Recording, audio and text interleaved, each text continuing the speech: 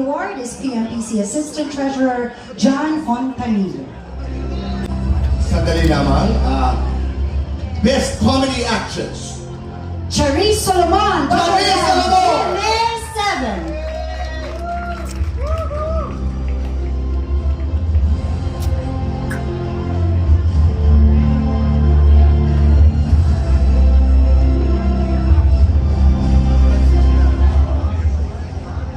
Ganda po nung sinabi nito.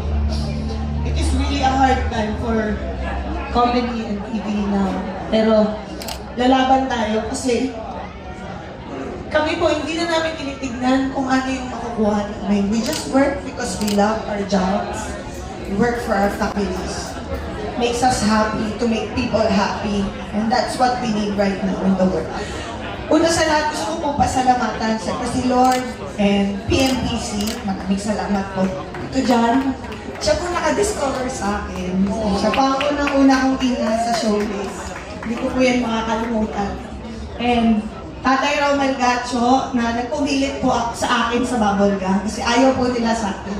Dati. Lalo na si Direk Cosmo. Pero ngayon love na niya ako. Si Direk Oros, Malamit Nawa, sila po nagturo sa akin ng tinatawag na situational comedy. And syempre nandyan din ang #1 mentor ko, basher at critic si Kuya Bitoy, and syempre si Contis.